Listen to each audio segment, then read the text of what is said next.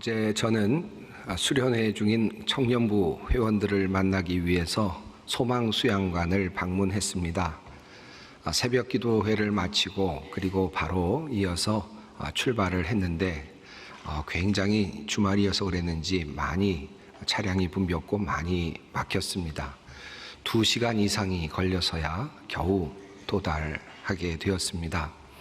약속 시간이 있어서 함께 가시는 우리 목사님들과 좀 초조한 마음이 있었습니다. 그래서 그런지 운전하시는 우리 목사님께서 이렇게 가시다가 조금 막히는 것 같으면 다른 차선으로 옮기고 또 좀 막히는 것 같으면 다른 차선으로 옮기면서 열심히 조금이라도 빨리 가려고 그렇게 노력을 하셨습니다. 근데 가만히 이렇게 차선이 옮겨지고 하는 걸 보면서 이런 생각이 들었습니다.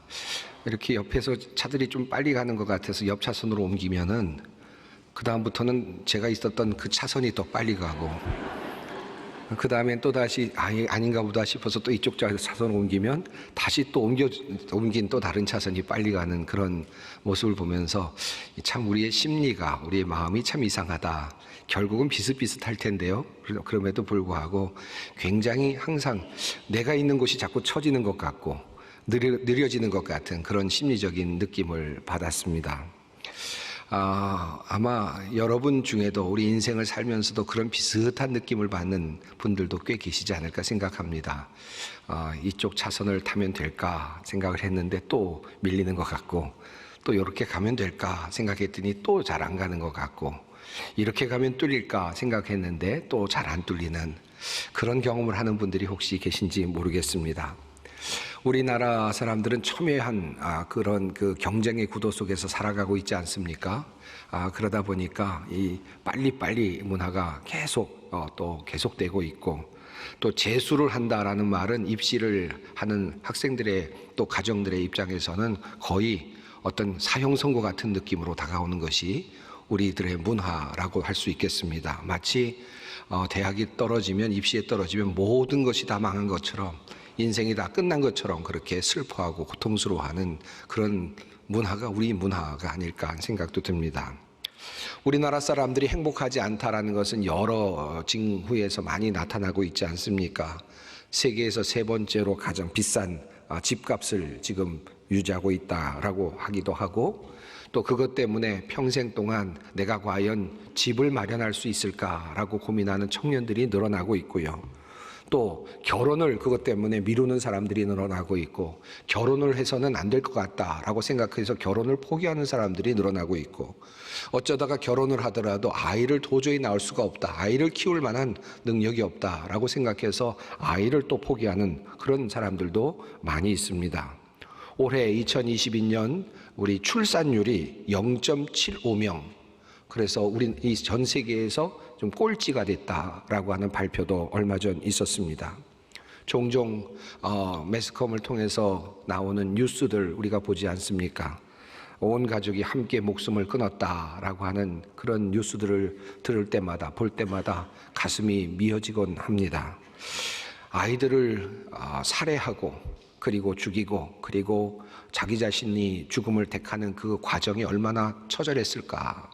얼마나 마음이 아팠을까? 오죽하면 자기 아이를 죽였을까? 얼마나 살기가 어려웠으면 모든 걸 다 포기했을까? 이런 생각을 하다 보면 오늘 우리가 겪고 있는 한국의 현실이 우리의 이 고도의 경쟁 사회의 현실이 얼마나 참혹한가를 깨닫게 됩니다. 아마도 오늘 설교 말씀을 듣는 분들 중에는 이와 같은 비슷한 경험을 하고 있는 분들이 있을 줄 압니다. 오늘 어쩌면 마지막 예배라고 생각하고 어쩌면 이 예배를 드리고 있는 분이 있을지도 모르겠습니다. 나의 미래는 암담해 어떻게 살아가지 라고 생각하며 그런 마음으로 오늘 이 자리에 있는 분들도 있을 것입니다. 우리 청년들의 경우에는 대부분 자신의 미래가 어둡다고 생각하고 있습니다. 모두 잘 살아낼 수 있을까? 나의 긴 미래를 과연 내가 잘 채워낼 수 있을까? 두려움으로 살아가는 청년들이 너무나도 많이 있습니다. 그런 분들이 있다면 오늘 이 말씀을 귀 기울여 잘 들어주시기를 간절히 부탁드립니다. 오늘 본문 말씀은 아브라함, 이삭, 그리고 이스마엘의 이야기입니다. 여러분은 성경을 읽을 때 어떤 관점에서 주로 읽곤 하십니까? 성경을 읽을 때마다 아브라함, 이삭, 야곱 이런 이름이 거명될 때마다 우리는 종종 내가 아브라함과 같은 입장에서 또는 이삭이 되는 그런 관점에서, 야곱이 된 관점에서 해석하고 또 그 복을 받기도 하고 또 말씀을 또 경청하기도 하지 않습니까? 왜 그렇습니까? 그 인물들은 성경에 나오는 주인공들이기 때문이죠. 그래서 나도 그 성경 안에서 주인공이 되고 싶은 마음이 사실은 많이 있습니다. 그래서 그들의 입장에서, 아브라함의 입장에서 성경 말씀을 읽고 또 이삭의 말씀에서 성경 말씀을 읽고 야곱의 입장에서 성경 말씀을 읽곤 하죠. 하지만 정말 현실은 어떻습니까? 정말 우리는 인종적으로 아브라함의 인종입니까? 이삭의 인종입니까? 야곱의 인종입니까? 우리는 이스라엘 국민이 아닙니다. 혈통적으로 우리는 가나안 민족, 아브라함과 또 아브라함 민족과 전혀 관계가 없습니다. 이스라엘 민족과 전혀 관계가 없습니다. 아마도 이스라엘 사람들은 우리가 아브라함을 이야기하면서 뭔가 감동을 받고 있는 모습을 보면 어쩌면 피식 웃을지도 모를 일입니다. 그렇다면 우리의 마음의 실제 현실은 어떻습니까? 어쩌면 우리의 심리 상태는 주인공으로 그렇게 나타나는 아브라함이나 이삭이라기보다는 어쩌면 이스마엘과 같은 그런 경험들을 더 많이 하고 있을지도 모르겠습니다. 모든 것이 다 잘 되어가고 있는 그런 사람이 아니라 자꾸 내가 가는 차선이 막히는 것 같은 경험을 하는 사람, 내가 하는 일만 잘 안 되는 것 같이 느껴지는 그런 사람들 말입니다. 다른 사람들은 다 잘 되는 것 같은데 왜 나만 일이 잘 안 되는가? 내가 가는 길은 왜 이렇게 자꾸 막히는가? 하나님께 버림받은 것 같이 느껴지는 그런 사람들 말입니다. 다른 사람들은 사업을 하면 잘만 하는 것 같은데 왜 내가 사업을 선택하기만 하면 내 일은 이렇게 꼬이고 잘 안 되는 것일까? 정말 다른 사람들은 정말 좋은 직장 다니는 것 같은데 나도 나름대로 좋은 직장이라고 생각하고 찾았는데 왜 나는 이렇게 잘 못 고른 그런 직장이 되어서 이렇게 고생을 하고 있는가? 이렇게 생각하는 사람들. 다른 사람들은 다 가정이 단란하게 잘 살고 있는 것 같은데 왜 나의 가정은 이렇게 분란이 많고 또 부부관계가 깨어지고 어렵고 힘든 상황 속에서 살아야 되는가? 이와 같은 마음으로 오늘을 사는 사람들이 훨씬 더 많지 않을까 생각이 됩니다. 오늘은 이 땅에서 주인공으로 살아가고 있는 사람들이 아닌 조연으로 살아가고 있는 사람들, 남들보다 내가 뒤떨어졌다라고 생각하며 살아가고 있는 사람들을 위하여 하나님께서 주시는 말씀입니다. 오늘 본문 속 창세기 21장에는 몇 사람의 인물이 등장합니다. 우선 주연급으로 아브라함과 그리고 그의 아내 사라가 등장합니다. 그리고 조연급으로 아브라함의 첩이며 그의 서자 이스마엘의 어머니 하갈이 등장하죠. 물론 이스마엘도 이삭도 또 등장합니다. 우선 창세기 21장은 사라가 그토록 기다리던 이삭을 이제 노년에 낳는 이야기로부터 시작이 됩니다. 그리고 8일 만에 할례를 받는 이야기가 이어지고요. 그리고 8절 이후에서는 아기가 자라서 이제 젖을 떼고 이제 아장아장 자라나는 시절, 이삭의 어린 시절에 대한 이야기가 소개되고 있습니다. 그때 꽤나 성장했을 법한 이스마엘이 이삭을 놀리는 장면을 사라가 목격하였습니다. 아이들이 그럴 수도 있지요. 나름 이스마엘이 그 어린 이삭을 보면서 귀여워서 그렇게 장난질을 했을지도 모르겠습니다. 하지만 엄마의 어떤 본능이었는지 모르겠습니다. 사라는 너무나도 귀한 아이를 뒤늦게 낳아서 그랬는지 모르겠지만 그것을 용납하지 못했습니다. 그것을 받아들이지 않았습니다. 사라는 아브라함에게 하갈의 소생인 이스마엘과 그의 어미 하갈을 내어 쫓으라고 그렇게 강하게 주장을 하였습니다. 사실 넓게 본다면 얼마든지 함께 살아갈 수 있는 그런 한 가족이죠. 특별히 오늘과 같은 현대가 아닌 고대 시대를 생각해 본다면 얼마든지 가능한 일입니다. 고대 시대에는 얼마나 많은 사람들이 첩과 함께 살았습니까? 야곱의 경우를 한번 생각해 보십시오. 야곱의 아내가 둘이었습니다. 레아와 라헬. 그리고 첩이 또 둘이었습니다. 실바와 빌하. 이렇게 네 여인이 아이들을 낳았습니다. 그 자녀들이 12이 되었습니다. 그러나 그 자녀들을 함께 데리고 살지 않았습니까? 그리고 모두 그들은 이스라엘 백성이 되었고 지파가 되었고 이스라엘 하나님의 백성의 나라를 이루는 큰 민족이 되지 않았습니까? 얼마든지 아내와 또 첩과 그의 자녀들과 함께 살아갈 수 있는 환경이 고대 사회였지요. 그런데 사라는 하갈과 이스마엘을 자신의 가족 안에 포함시키지 않았습니다. 오직 아브라함과 이삭과 사라만이 기업을 이을 그럴 가족이라고 생각을 합니다. 그래서 그 당시에 14살 정도 되었을 법한 이스마엘과 그리고 그의 어미 하갈은 내쫓김을 받게 됩니다. 떡 몇 개와 그리고 물 한 부대를 받고 쫓겨나게 됩니다.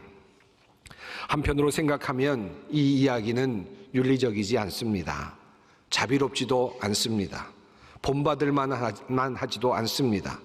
부인이 첩을 질투하고 남편의 서자와 첩을 내쫓고자 하는 사건이었습니다. 아브라함의 입장에서는 또 그의 아들이기도 한 이스마엘을 생각하면 참으로 난처한 입장이 아닐 수 없었을 것입니다. 그런데 이상하게도 하나님께서는 사라의 편을 들어주셨습니다. 얼마든지 사라에게 야단을 치시고 함께 잘 살아라 라고 그렇게 말씀하실 법한데, 그런데 하나님께서는 아브라함에게 사라의 말대로 하라 라고 그렇게 말씀을 하십니다. 여기서 우리는 조금 이상한 생각이 들기도 하지요. 왜 하나님께서는 이렇게 비윤리적이고 비인간적인 사라의 그 고집과 생각을 두둔하셨을까? 마치 언뜻 보면 자기만 알고 자기 아들만 아는 속 좁은 가족주의를 하나님께서도 인정하시고 부추기시는 듯 보이기도 합니다. 하지만 여기에는 사실 하나님의 오묘하신 뜻이 숨겨져 있습니다. 언뜻 하나님께서는 사라의 속 좁은 생각에 동의하시는 듯 보이지만 사실은 그보다 더 큰 원대한 하나님의 뜻을 이루기를 원하셨던 것입니다. 하나님께서 원하셨던 것은 아브라함과 이삭 그리고 그의 아들들로 이루어지는 특별한 가족을 생각하셨습니다. 다윗이 태어나고 솔로몬이 태어나고 그리고 예수 그리스도가 태어날 그 귀한 가문을 생각하고 계셨던 것입니다. 그리고 그 이삭을 그 이스마엘로부터 보호받게 하시기를 원하셨던 것 같습니다. 그리고 그렇게 될 때 예수 그리스도를 통하여서 온 인류의 구원이 이루어질 것을 계산하고 계셨던 것입니다. 따라서 사라의 그 고집과 하나님의 허용 사이에는 엄청난 차이가 있습니다. 사라의 생각이 속 좁은 가족주의, 정실과 아들의 우선주의에 있다면 하나님의 생각은 온 인류를 구원하시고자 하시는 원대한 계획 가운데 있었다라고 할 수 있습니다. 오늘 본문 속에서 우리는 사라의 이미지 속에서 우리는 승자의 모습을 봅니다. 그리고 하갈을 통해서 패자의 이미지를 떠올리게 됩니다. 이런 생각을 해봅니다. 하갈이 얼마나 분했을까요? 아기를 낳으라고 들여보낼 때는 언제였고, 아기를 낳았다고 기뻐할 때는 언제였고, 이제 더 이상 희망이 없으니 이제 이스마엘이 이제 우리의 후계가 되어야 될 것이다 라고 말하는 그 이야기는 어디로 갔고, 이제 자신의 아들이 태어나자마자 이제 이스마엘과 자기를 내어 쫓는 바로 그와 같은 모습 생각하면 얼마나 분했을까 하는 생각도 듭니다. 아마도 그는 이후에 평생 동안 슬픔 속에 살며 원망 속에 살았을지도 모를 일입니다.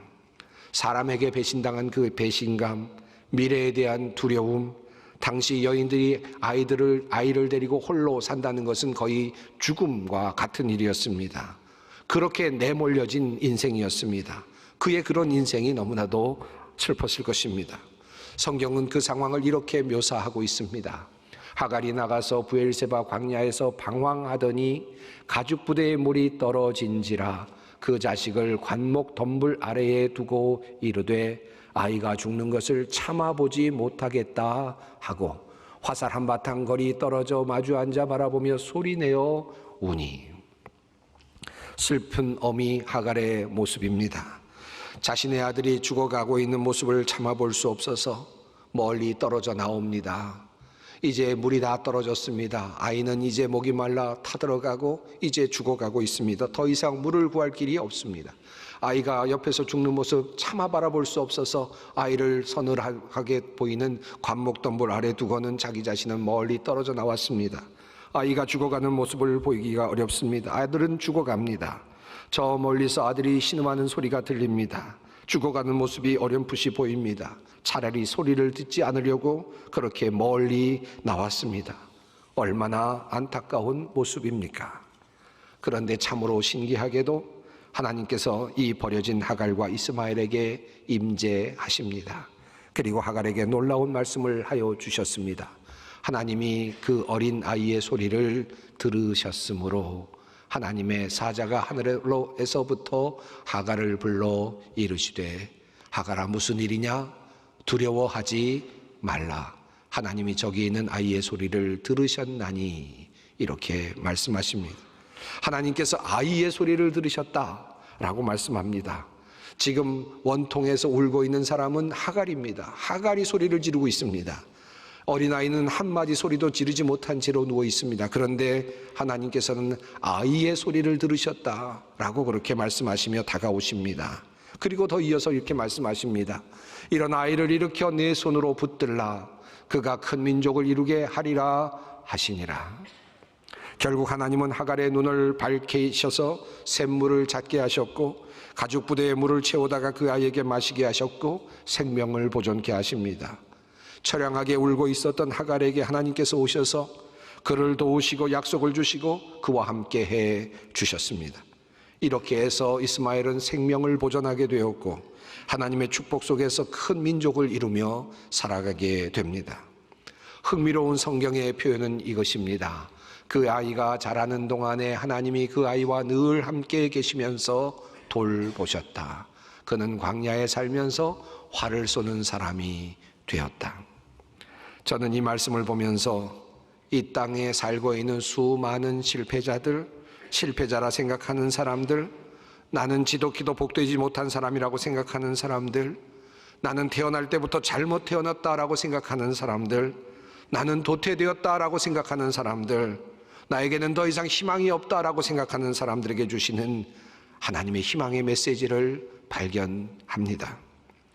얼마나 많은 사람들이 나는 이제 끝났어 라고 말합니까? 나는 이제 실패한 사람이야 라고 말합니까? 나는 쫓겨난 사람이야 라고 말합니까? 이 사회에서, 이 직장에서, 이곳에서, 이 공동체에서 나는 더 이상 희망이 없어 라고 말하는 사람들이 얼마나 많습니까? 하갈과 같은 사람, 이스마엘과 같은 사람들입니다. 얼마나 많은 사람들이 목말라 하고 있습니까? 물을 찾으나 목을 죽일 만한 물이 없어서 타들어가고 있는 그런 사람들이 얼마나 많습니까? 마실 물이 없어서가 아닙니다. 물질적으로 사랑에 굶주려서 또 많은 여러 가지 문제로 인하여서 굶주림으로 목타는 그 목마름으로 그렇게 목말라 하는, 그러면서 죽어가는 사람들이 얼마나 많이 있습니까? 목말라 죽어가는 사람들을 위한 소망의 말씀이 바로 오늘 말씀 가운데 있고, 또한 희망을 잃어버린 사람들을 향한 희망의 말씀이 오늘 말씀 가운데 있습니다. 바로 이스마엘에게 하나님께서는 이렇게 말씀하십니다. 두려워 말라. 하갈아, 무슨 일이냐? 두려워 말라. 마치 다가오시듯 달려오시듯 그렇게 주님께서는 무슨 일이냐? 무서워하지 말아라 라고 그렇게 말씀하십니다. 하나님의 들으심이 있습니다. 하나님 말씀하십니다. 하나님이 그 어린 아이의 소리를 들으셨으므로 라고 말씀하십니다. 하나님께서 이스마엘의 소리를 들으셨다는 것입니다. 그리고 또 큰 민족을 이루게 하시겠다는 약속을 주십니다. 일어나 아이를 일으켜 내 손으로 붙들라. 그가 큰 민족을 이루게 하리라. 눈을 밝혀 샘을 찾게 하시는 도우심이 있습니다. 하나님이 하갈의 눈을 밝히셨으므로 샘물을 보고라고 성경은 말합니다. 하나님의 함께 하심과 돌보심이 있습니다. 하나님이 그 아이와 함께 계심에 라고 성경은 우리에게 말씀합니다. 누구에게 하신 말씀입니까? 누구에게 행하신 일입니까? 아브라함입니까? 아닙니다. 이삭입니까? 아닙니다. 야곱도 아닙니다. 버려진 하갈입니다. 죽어가고 있었던 이스마엘입니다. 하나님은 이스마엘의 하나님이 되어 주셨습니다. 하갈의 하나님이 되어 주셨습니다. 아마도 이 사실을 아브라함은 몰랐을 수도 있죠. 또 사라도 몰랐을 것입니다. 그들은 자신만의 하나님, 아브라함의 하나님, 이삭의 하나님, 야곱의 하나님만을 생각하며 살다 그렇게 하나님의 품에 안겼을지도 모릅니다. 그러나 하나님은 승리자의 하나님만은 결코 아니셨습니다. 하나님은 하갈의 하나님이셨고 이스마엘의 하나님이셨습니다. 하나님은 패자들의 하나님이시기도 하셨습니다. 하나님은 실로 이 세상에 버려진 자들의 하나님이십니다. 하나님께서는 버려진 자들을 멸시하지 아니하시며 가난한 자들을 무시하지 않으십니다. 하나님은 이스마엘의 하나님이십니다. 하나님은 아브라함, 이삭, 야곱으로 이어지는 가문을 통해서 다윗을 내시고 당신의 아들이시며 이 땅의 구원자이신 예수 그리스도를 보내어 내셨습니다. 그를 통해서 하나님은 인류를 구원하십니다. 그 구속의 계획을 이루시기 위해 잠시 이스마엘과 그리고 이삭을 떼어내셨습니다. 하지만 구원의 계획 안에 이스마엘도 결과적으로 포함되어 있음을 우리는 굳게 믿습니다. 먼 훗날 하나님은 인간을 사랑하셔서 세상을 사랑하셔서 자신의 아들이신 독생자를 보내주십니다. 우리 주님은 회당에서 이사야의 글을 읽으시며 자신에 대하여 이렇게 말씀하셨습니다. 주의 성령이 내게 임하셨으니 이는 가난한 자에게 복음을 전하게 하시려고 내게 기름을 부으시고 나를 보내사 포로된 자에게 자유를, 눈먼 자에게 다시 보게 함을 전파하며 눌린 자를 자유롭게 하고 주의 은혜의 해를 전파하게 하려 하심이라. 정말로 주님은 낮은 자를 향해 오셨고 그들을 위로하기 위하여 오셨으며 그들을 구원하기 위하여 오셨고 그들과 함께 하시기 위하여 오셨습니다. 예수 그리스도의 오심으로 이스마엘 자손은 구원에 이를 수 있는 길이 열렸고 에서의 후손도 구원에 이를 수 있는 길이 열렸고 롯의 자손들도 구원에 이를 수 있는 길이 열린 것입니다. 우리 한민족도 그 구원의 길이 열린 것입니다. 버려진 것 같았던 성경의 수많은 이름들과 그의 자손들도 구원의 길이 열린 것입니다. 그러므로 이삭의 하나님은 분명 이스마엘의 하나님이십니다. 야곱의 하나님, 이삭의 하나님, 아브라함의 하나님이시지만 이스마엘의 하나님이시기도 합니다. 사라의 하나님이시지만 하갈의 하나님이십니다. 스스로 실패자라고 생각하시는 분들이 혹시 이곳에 있으십니까? 하갈과 같은 인생을 살고 있습니까? 이스마엘과 같은 운명에 처해 살고 있습니까? 하나님은 말씀하십니다. 두려워하지 말라. 내가 너의 음성과 너의 고통과 절규를 듣고 있다. 내가 너를 도우리라. 내가 너를 큰 민족이 되게 하리라. 내가 너와 함께 하리라. 오늘 우리에게 주시는 하나님의 음성입니다.